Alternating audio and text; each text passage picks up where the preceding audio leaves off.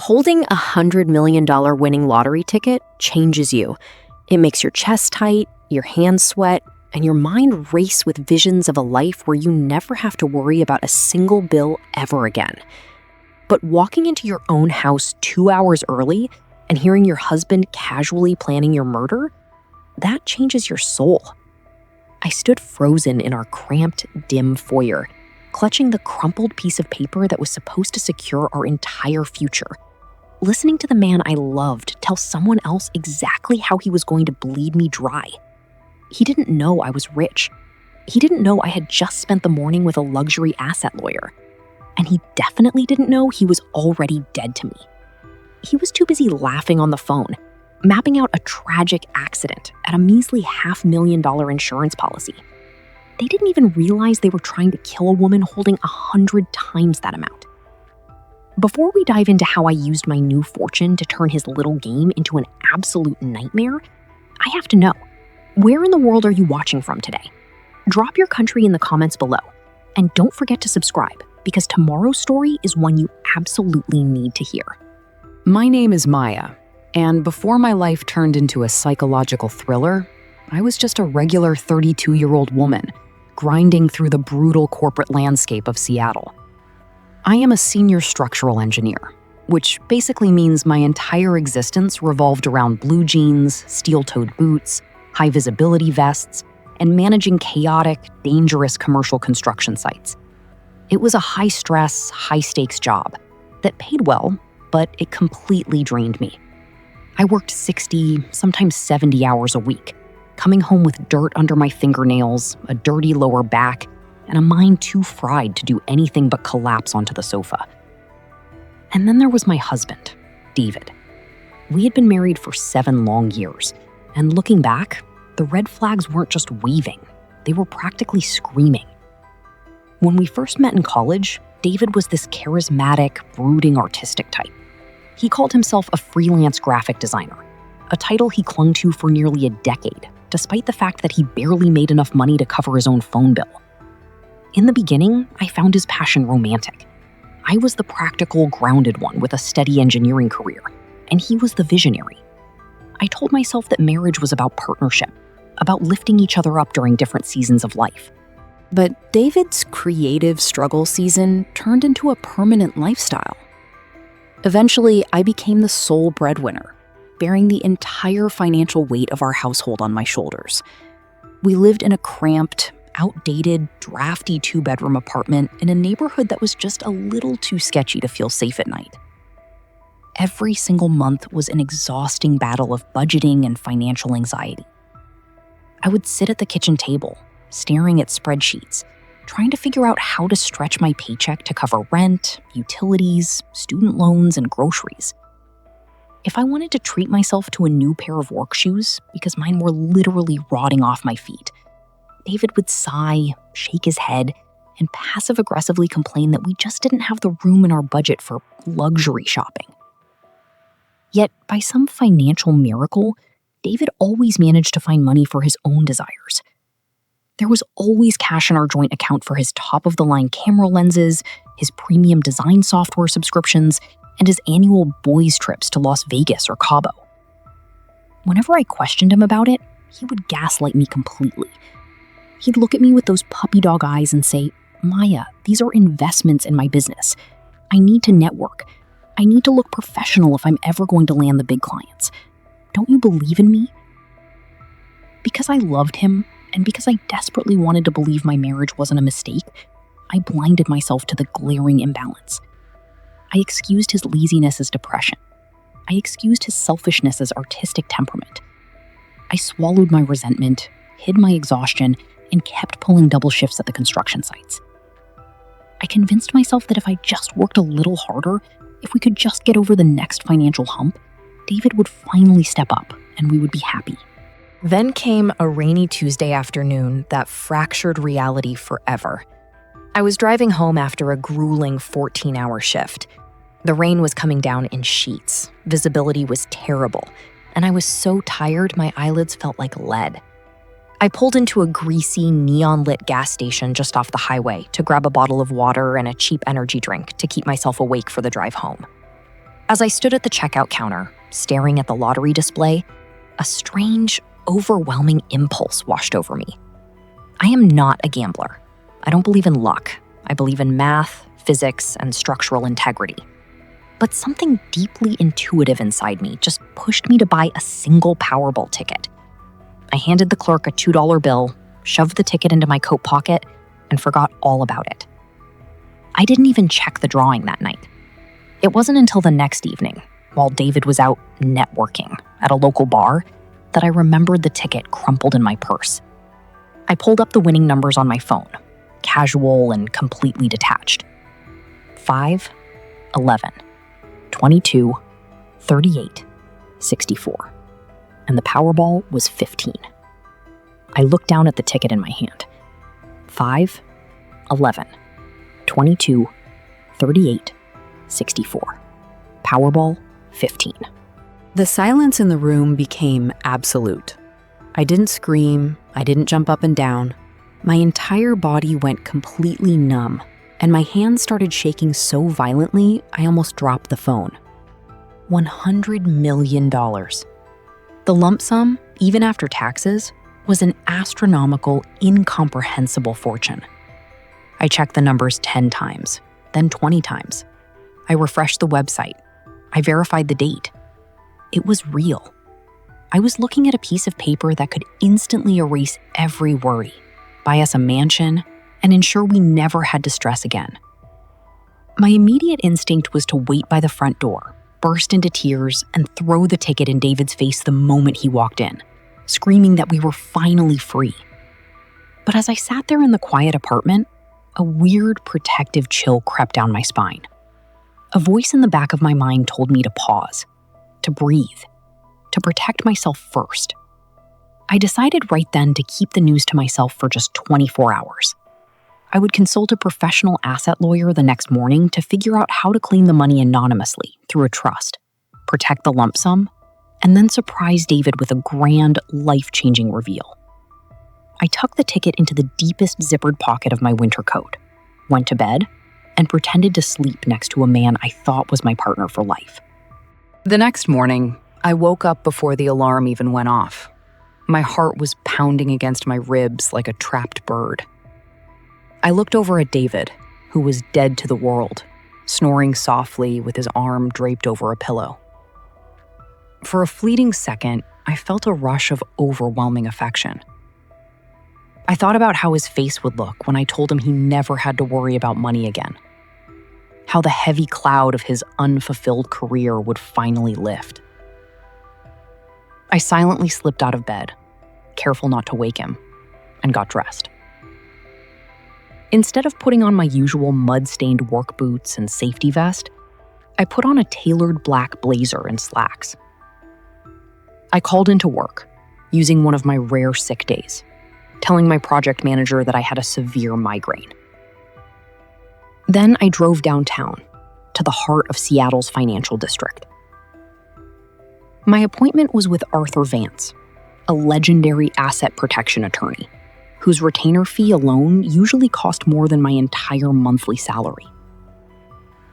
Walking into his high-rise office, all polished marble, floor-to-ceiling glass windows, and views of Puget Sound, I felt like a total imposter. But the moment I pulled that crumpled gas station ticket out of my coat pocket and slid it across his mahogany desk, the atmosphere changed instantly. Arthur adjusted his glasses, verified the numbers on a secure database, and looked up at me with an expression that was a mix of awe and profound seriousness. "Well, Mrs. Miller," he said, leaning back in his leather chair, "your life as you know it is officially over. This is exactly $100 million.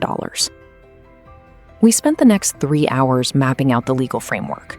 He explained that to protect my identity from the public, vultures, and long-lost relatives, we needed to establish a blind, anonymous legal trust. The trust would claim the ticket, and I would be the sole beneficiary. As we were wrapping up the paperwork, Arthur paused, looking at me intently over his glasses. "I notice you're filing this strictly under your maiden name, and you're establishing the trust as an individual entity. What about your husband?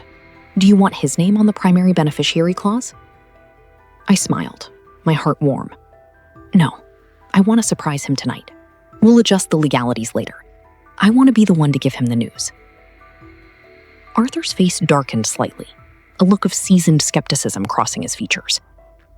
Maya, let me give you a piece of advice from someone who has handled fortunes for 40 years. Money doesn't change people, but it completely unmasks them. It brings out the absolute rawest, darkest parts of human nature.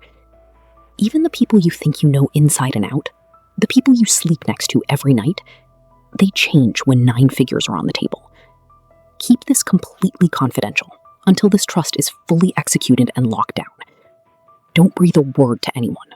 His words sent a weird, icy chill down my spine, but I brushed it off. David loves me, I told myself as I rode the elevator down to the parking garage.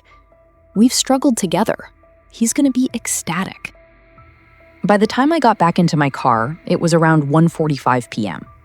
Since I had the rest of the day off, I decided to stop by David's favorite gourmet sandwich shop. I bought a lavish lunch, thinking I would surprise him at home, give him a kiss, and maybe drop a few subtle hints about our financial future before the big reveal later that evening. I pulled into our apartment complex around 2:15 p.m. The parking lot was quiet, most of our neighbors away at their day jobs. I walked up the concrete stairs to our second-floor unit, the bag of takeout food warm in my hand, humming a little tune to myself. When I reached the front door, I noticed something unusual. The deadbolt wasn't locked. David always locked the deadbolt when he was home alone because he was paranoid about the neighborhood. I frowned slightly, gently turning the doorknob. The door swung open silently. The apartment was dead quiet, except for a low, intense, muffled voice echoing from the back of the hallway, right from our master bedroom. My first thought was that he was on a Zoom call with a potential client, so I stepped inside quietly, slipping off my flats so I wouldn't interrupt him. I set the bag of food down on the kitchen counter. But as I stood in the kitchen, the tone of his voice caught my attention. It wasn't his professional, pitching to a client voice. It was a low, intimate, conspiratorial murmur. And then he laughed. It was a cold, sharp, mocking sound that I had never heard escape his lips in the 7 years we had been together. An involuntary instinct, something primal and urgent, told me to move closer. I walked down the narrow, carpeted hallway on tiptoe, my breath catching in my throat. I stopped right outside the bedroom door, which was cracked open about an inch. I pressed my back against the wall, holding my breath, and listened. I'm telling you, it's the perfect setup, babe, David chuckled into his phone. The structural framing on that South Lake Union site is a total mess right now. She's completely exhausted, working 15-hour days. If she slips on the loose scaffolding on the 3rd level next week, the OSHA investigation will just write it off as worker fatigue. It's a tragic, textbook workplace accident. My brain short-circuited. I froze, my eyes wide, staring at the peeling paint on the hallway wall. Scaffolding? South Lake Union? That was my active job site. Exactly, David continued, his voice dripping with an oily, sickening affection. Her company insurance policy pays out a clean $500,000 for accidental death on site. We take the $500,000, sell her car, break the lease on this dump, and we can finally move to LA together, Chloe. I'm so sick of living in this rainy hellhole, pretending to be the doting, supportive husband to a woman who smells like wet concrete every night. Chloe. The name hit me like a physical blow to the stomach. Chloe was my 24-year-old cousin. The same cousin who had lost her retail job 8 months ago, cried on my shoulder, and begged to stay with us. I had let her sleep on our living room sofa for 3 full months, bought her groceries, and even helped her write her resume until she found a new apartment. My husband and my cousin were talking about my death like they were planning a weekend vacation. I know, I miss you too, David cooed, his voice lowering even further. Just give me 2 more weeks to finalize the site details and make sure the cameras in that specific blind spot are under maintenance. Once she's out of the picture, the money is ours, and we never look back. I'll see you at the Westin hotel room at 5 o'clock. Love you." I heard the rustle of sheets as he hung up the phone. I stood there in the dark hallway, the $100 million lottery ticket securely tucked inside the zippered inner pocket of my blazer, literally pressing against my racing heart. They were planning to brutally murder me for a $500,000 insurance payout. They had absolutely no idea that the woman they were trying to kill was currently standing outside the door, holding a fortune 100 times greater than the price they had put on my head. The silence that followed the click of David's phone hanging up was the loudest thing I had ever heard. It echoed in my ears, competing with the violent, roaring thud of my own pulse. My knees felt weak, like the structural integrity of my own body had just failed. But I forced myself to stay upright. I pressed my palm against my chest, feeling the sharp, stiff edge of the lottery trust paperwork through my blazer. "They want to kill me." The words repeated in my head, cold and clinical. "My husband and my cousin want to throw me off a 3-story ledge." The sheer, overwhelming shock threatened to swallow me whole, to make me slide down that hallway wall and scream until my lungs burst. But then a terrifying, crystalline clarity washed over me. It was the exact same mental shift that happened on a chaotic construction site. When a crane line snapped or a trench began to cave in, panic was a luxury that would get me killed. I needed to engineer a way out. I needed a blueprint for survival. If I confronted David right now, he would know I was onto him. He was physically stronger than me, he was desperate, and he was clearly unhinged. If he realized his plan was blown, he might just kill me right here in our living room and try to cover it up some other way. And more importantly, if I divorced him right now in a standard legal proceeding, a judge might award him half of everything I owned, including a chunk of the $100 million fortune currently sitting in my anonymous trust.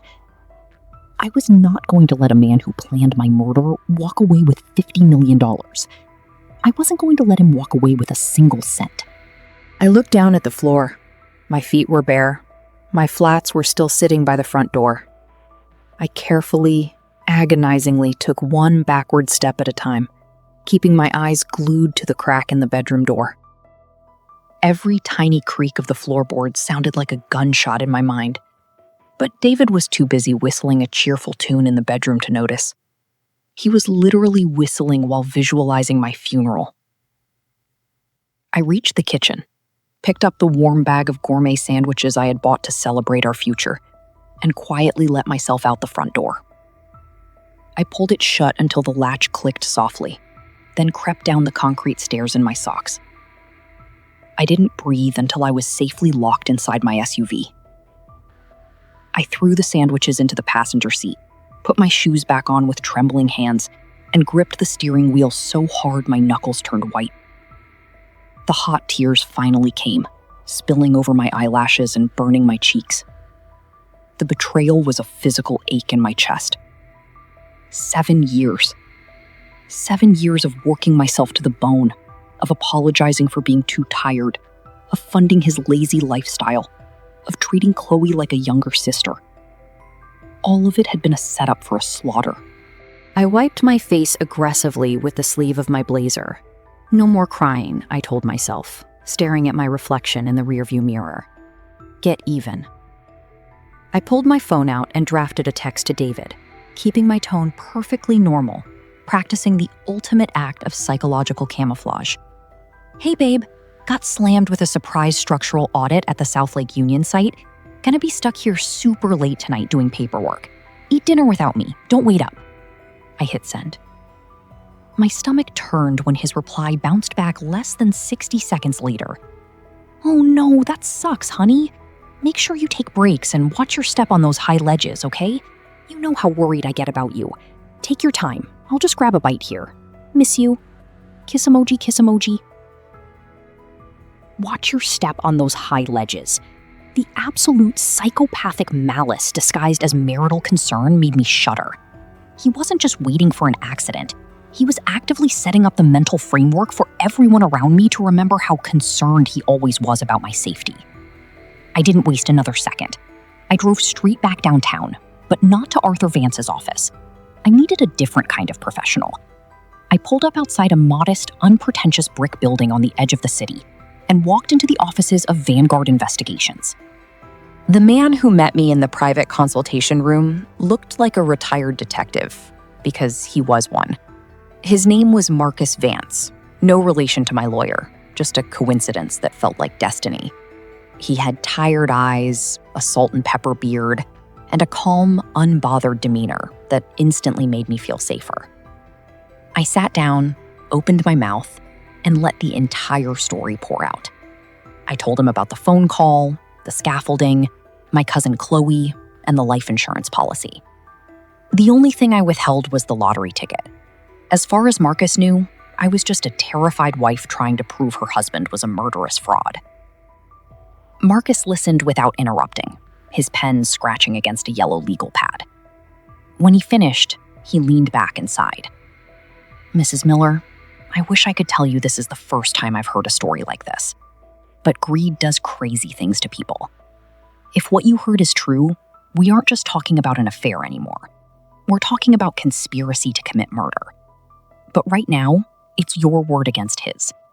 If you go to the police with just an overheard conversation, they'll file a report, maybe knock on his door, and then he'll just get smarter about how he kills you. We need hard, undeniable, court-admissible evidence." "How long will it take?" I asked, my voice steadying. "Give me 48 hours, Marcus said, looking at the clock. "You said he told her he was meeting her at the Westin hotel room at 5 p.m. today? It's 3:30 right now. I can have a team there in 20 minutes. I'll tap his digital footprint, trail his car, and put a camera on every move he makes. But you have to promise me one thing, Maya." "What's that?" "You cannot go home and act different. You have to eat breakfast with him, kiss him goodbye, and look him in the eye like everything is completely normal. If he senses even a micro shift in your energy, he'll abort the plan, go underground, and you'll spend the rest of your life looking over your shoulder. Can you play the part?" I looked at Marcus, thinking about the $100 million waiting for me in the dark, and the husband who thought I was nothing but a paycheck and a victim. "I can play the part," I said. The next 48 hours were a masterclass in psychological torture. I went back to our apartment late that night. Walking through that door was the hardest thing I had ever done. David was sitting on the couch in his sweatpants, playing video games. When I walked in, he stood up, walked over, and kissed my cheek. His breath smelled like the expensive bourbon I had paid for. "Hey, hard worker," he said smoothly, rubbing my shoulders. "You look exhausted. Let me rubbing your neck." His hands on my skin felt like freezing oil. Every muscle in my body locked up, but I forced a tired smile. "Thanks, babe. Just a long day. I think I'm just gonna go straight to sleep." For 2 whole days, I lived in a waking nightmare. I watched him eat the food I bought. I watched him smile at me across the breakfast table, all while my phone was secretly buzzing in my pocket with encrypted updates from Marcus. By Friday morning, the trap was fully set. Marcus called me while David was in the shower. "Maya, we have everything," Marcus said, his voice dropping to a low, serious register. "And it's significantly worse than we thought. Your husband isn't just talking. He's already making moves." I sat in my SUV, parked 3 blocks away from my apartment, the air conditioning blasting cold air straight into my face, trying to stop the violent shaking in my hands. Marcus's voice on the line was steady, but there was a sharp, urgent edge to it that made my stomach drop into a bottomless pit. "What do you mean making moves?" I whispered, pressing the phone tightly against my ear, my eyes darting around the rainy street. My team has been tracking his digital footprint and physical movements since Wednesday afternoon. We caught him on video meeting Chloe at the Westin, just like he said on the phone. But that's just the interpersonal stuff. Yesterday afternoon, David drove out to a suburban hardware store and bought a heavy-duty bolt cutter, a pair of industrial black work gloves, and a high-tensile wire cutter. He paid in cash. My breath hitched. For what? We cloned his phone's location data. Last night, around midnight, he drove out to your active construction site in South Lake Union. He parked 2 blocks away, bypassed the perimeter chain link fence, and spent 45 minutes on the 3rd-level staging area. Our night vision surveillance caught him manually loosening the locking pins on the primary support scaffolding, right above the concrete foundation drop. He also cut the safety backup line just enough so that it looks like frayed, weathered wear and tear. But the second a full adult human puts their weight on that platform, the whole structure is going to pancake. A wave of intense, blinding nausea hit me. He hadn't just been fantasizing about it. He had already built the execution chamber. He was waiting for me to walk onto that platform on Monday morning and plunge 3 stories to my death. There's more, Marcus continued, his voice darkening.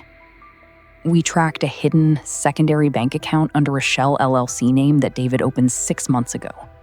He's been systematically siphoning money out of your joint savings, almost $35,000 over the last half year. And guess who the co-signer on that account is? Chloe Vance. They've already signed a digital lease on a luxury high-rise penthouse in downtown Los Angeles. The lease activation date? June 22nd. Exactly 10 days from now. He was planning to kill me, collect the $500,000 insurance payout, wrap up my estate, and move into a sunny California penthouse with my own flesh and blood before my body was even cold in the ground. I have the full digital file compiled, Maya, Marcus said. High-definition video of them at the hotel, the receipts for the tools, the night vision footage of him tampering with the structural scaffolding at your job site, and the financial audit proving embezzlement. It's a flawless, undeniable case for conspiracy to commit premeditated murder. I can call my contacts at the Seattle Police Department right now and have them pick him up. I stared at my reflection in the rearview mirror. My eyes looked different. The tired, overworked, eager-to-please wife was completely gone. In her place was a woman who was worth $100 million, holding all the cards and fueled by a cold, calculative rage. No, I said, my voice dropping an octave, completely devoid of emotion. Don't call the police yet. If they arrest him at home, it's quiet. It happens behind closed doors. He gets a public defender, he plays the victim, and he tries to twist the narrative. I want him to look me in the eye when his entire world vaporizes. I want to see the exact second he realizes he lost everything. What are you planning, Maya? Marcus asked, a note of caution in his voice. I'm going to take him out to dinner tonight, I whispered, a dark, humorless smile touching my lips. We're going to celebrate my bright future. Send the complete file to my email, Marcus, and have your police contacts ready to move by 9 o'clock tonight. I set the stage for Friday night.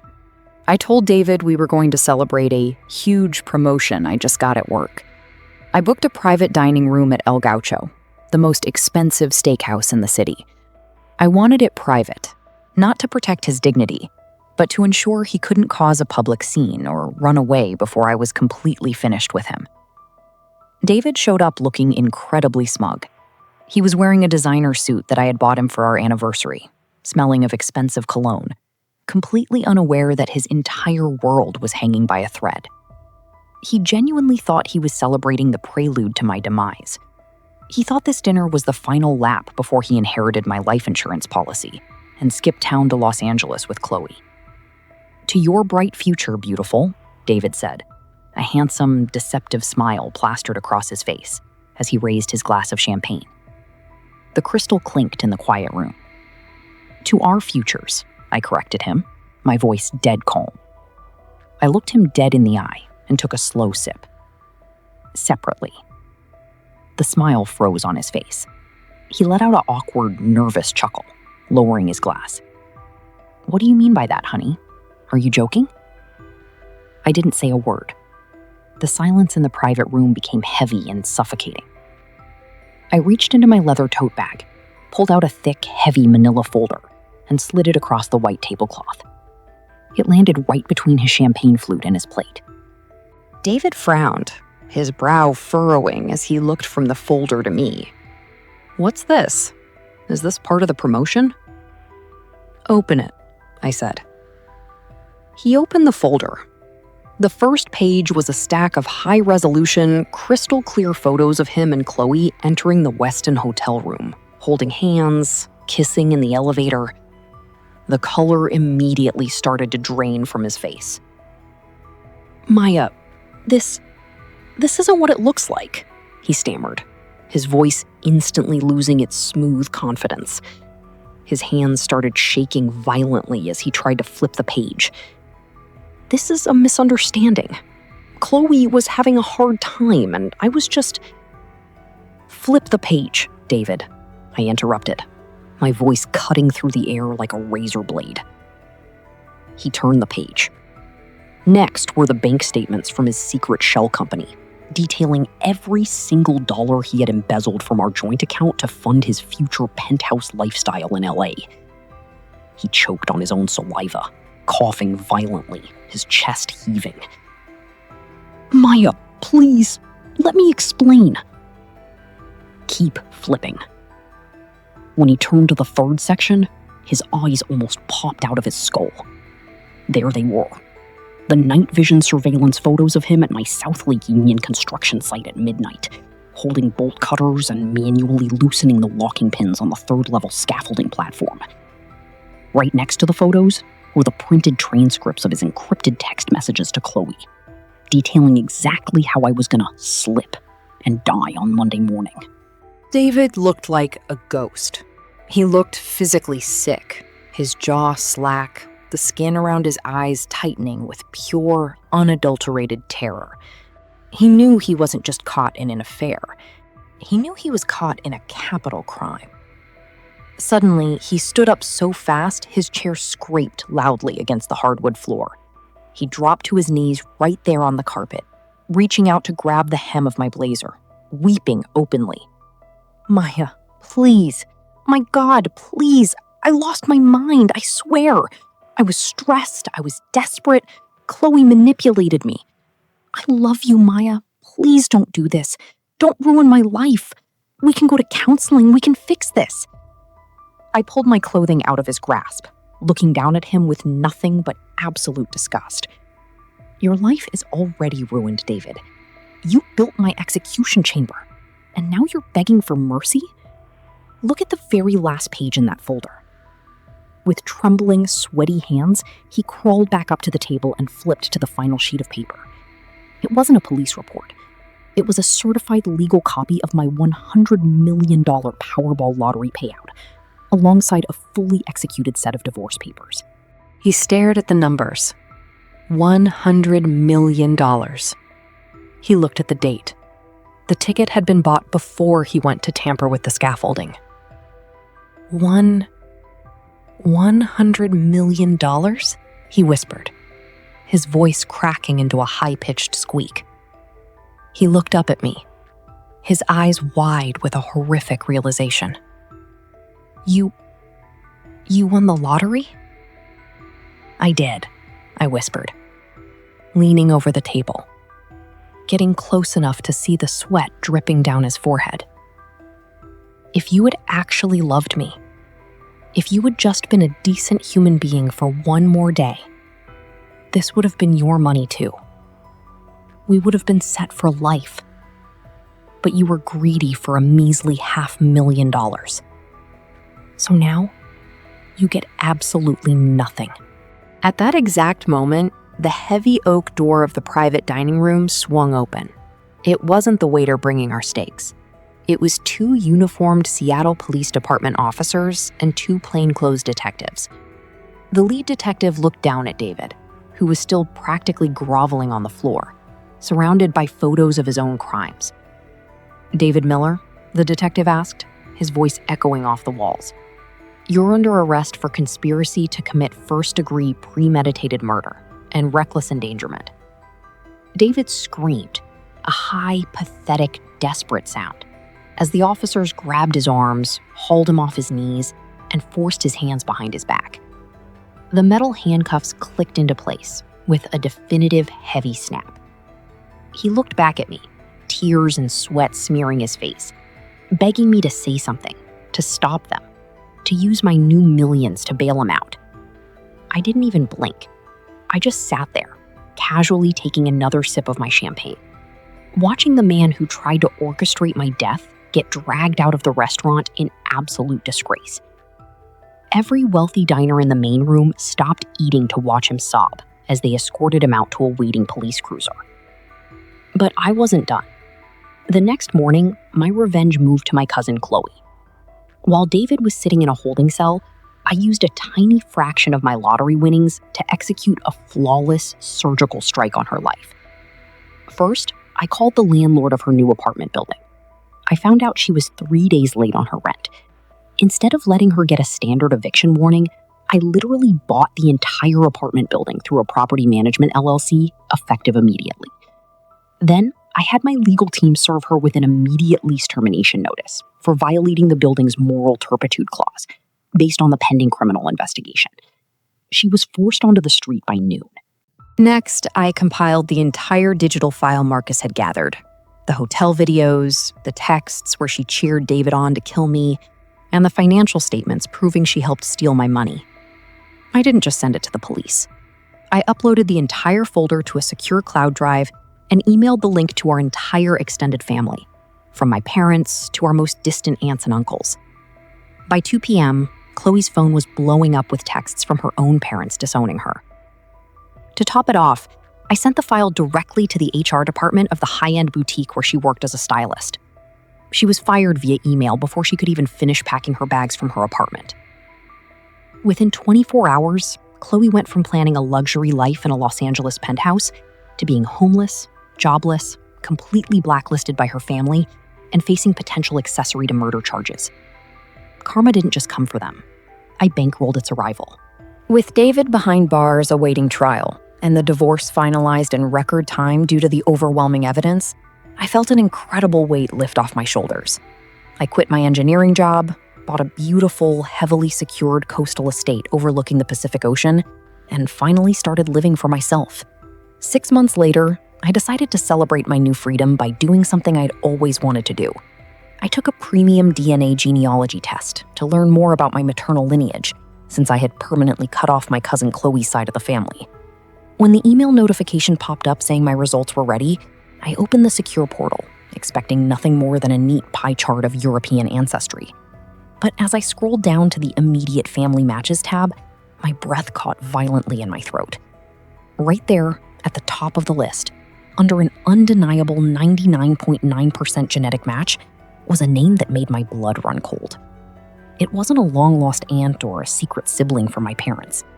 The profile picture matching my exact DNA profile belonged to David, my husband, the man I had been married to for 7 years.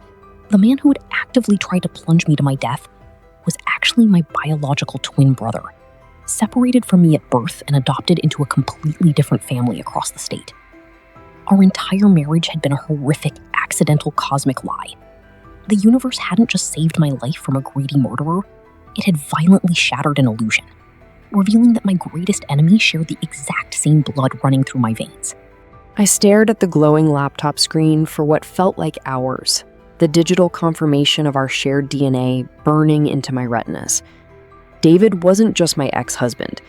He wasn't just my attempted murderer. He was my twin. The same blood that had pooled in the womb 32 years ago was the blood he had been willing to spill on a cold concrete foundation for a quick buck. A heavy, absolute silence settled over my oceanfront estate. The irony was suffocating, almost poetic in its cruelty. David had spent 7 years complaining that I was boring and that I smelled like concrete, completely blind to the fact that the very traits he despised were woven from the exact same genetic code as his own. He had tried to destroy me to build a new life, never realizing that in a twisted, biological way, he was trying to erase a mirror image of himself. I slowly closed my laptop, the click echoing in the grand, empty room. I picked up my glass of wine and walked out onto the expansive balcony, letting the crisp, salty Pacific breeze hit my face. The sun was setting over the horizon, painting the sky in deep bruises of purple and gold. Down in that maximum security cell, David was waiting for a trial that would undoubtedly end in a life sentence. He would spend the rest of his days staring at gray cinder block walls, weeping over $100 million fortune he missed by a single day, entirely ignorant of the final horrific truth of who we actually were to each other. And I was never going to tell him. I was going to let him rot in that cell, forever tormented by his greed, while I lived in a paradise he could see but never touch. Sometimes karma doesn't just punish you for your crimes.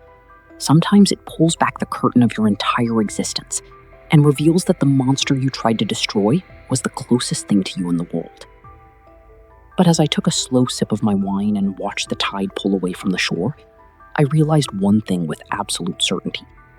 The universe might have given us the same beginning, but I was the one who engineered the perfect ending.